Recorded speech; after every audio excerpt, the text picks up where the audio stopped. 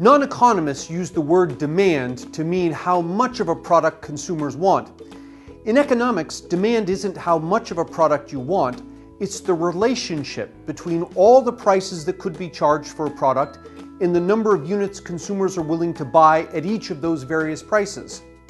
For example, let's suppose that if the price of pizza were $12, you would be willing to buy 6 pizzas per month. If the price of a pizza were $9, you would be willing to buy 9 pizzas per month. And if the price of a pizza were $6, you would be willing to buy 12 pizzas per month. All of this information together, along with how much pizza you'd be willing to buy at all the other possible prices, is your demand for pizza. Demand doesn't tell us how much pizza you're going to buy. It tells us how much you're willing to buy at each of the possible prices. We can show demand as a chart or as a graph, though graphs tend to communicate the information better than charts. For most products, as the price of the product rises, the number of units consumers are willing to buy decreases. In order to properly understand demand, one must understand what is meant by the phrase willing to buy. Consider 3 sentences. I want a Ferrari. I'm willing to buy a Ferrari. I bought a Ferrari. The sentence, I want a Ferrari, says only that I have a desire for a Ferrari. If someone gave one to me, I'd happily accept it. The sentence does not say I would actually purchase the Ferrari if given the chance. Whether I'm willing to buy a Ferrari depends on how much money I have available to spend, the price of the Ferrari, the prices of competing cars, how badly I want a Ferrari, how badly I want a car at all, and numerous other things like the cost of insuring and fueling the car, whether or not I need 4-wheel drive, how many seats I need in a car. I'm willing to buy a Ferrari is also different from I bought a Ferrari. You might go to the dealership to buy the car, but when you get there, the dealership doesn't have the particular version you're willing to buy. The sentence, I am willing to buy a Ferrari, means that you will actually purchase the Ferrari provided that the Ferrari is available. We call the number of units of a product a consumer is willing to buy per unit time quantity demanded.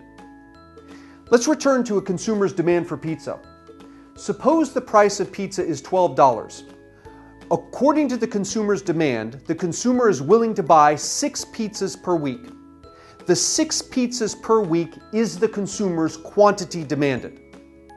Now suppose that the price of pizza falls from $12 to $9. According to the consumer's demand, the number of pizzas the consumer is willing to buy will rise from 6 pizzas per week to 9 pizzas per week. We say that the quantity demanded of pizzas rises from 6 to 9 per week, when the price falls from $12 to $9. So what determines whether a person's demand for a product is high or low?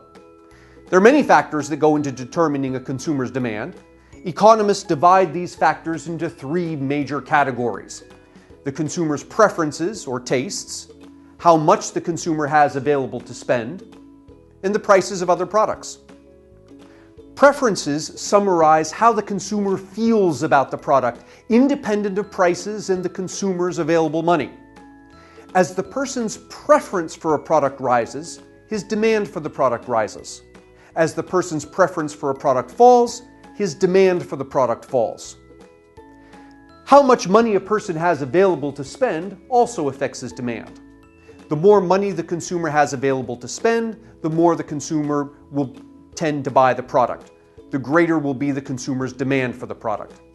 The less money the consumer has available to spend, the lesser will be the consumer's demand.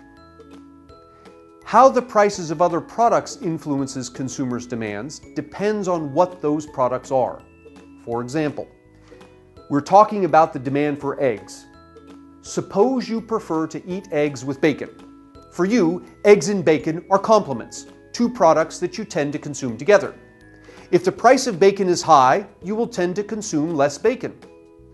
But since you eat eggs and bacon together, you will also eat fewer eggs. So the higher is the price of bacon, the less will be your demand for eggs. The lower is the price of bacon, the greater will be your demand for eggs. Also, Suppose that you usually eat either eggs or cereal, but not both. For you, eggs and cereal are substitutes, two products that you tend not to consume together. If the price of cereal is high, you will tend to eat less cereal and therefore more eggs instead. The higher is the price of cereal, the greater will be your demand for eggs. The lower is the price of cereal, the lesser will be your demand for eggs. So far, we've been talking about a single consumer's demand, but consumers aren't the same. Think about pizza. Different consumers have different preferences for pizza, different abilities to afford pizza, and different preferences for other things they might buy instead of pizza or perhaps with pizza. Because of these differences, each consumer will have a different demand for pizza. Suppose there are three people, A, B, and C. Each has a different demand for pizza. Maybe because he likes pizza a lot, or maybe because he has a lot of money to spend, or maybe because he has a lot of beer on hand and he prefers to consume pizza and beer together. Person A has a high demand for pizza. For similar reasons, suppose that B's demand for pizza is moderate and C's demand for pizza is low. We can combine these people's individual demands for pizza into a total demand of pizza by performing what is known as horizontal addition. To add the three demand curves, we pick a price and ask, what quantity of pizza will each person demand at that price? For example, if the price of pizza is $12, person A is willing to buy 6 pizzas per week, person B is willing to buy 3 pizzas per week, and person C is willing to buy 2 pizzas per week.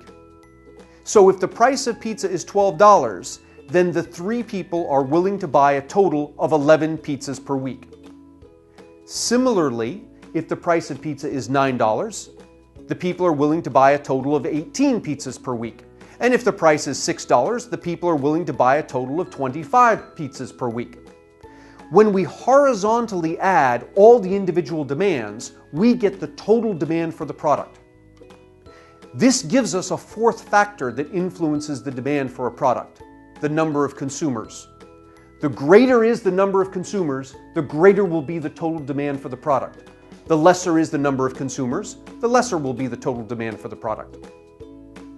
So we now know that demand is the relationship between the price of a product and the number of units of the product consumers are willing to buy per unit time.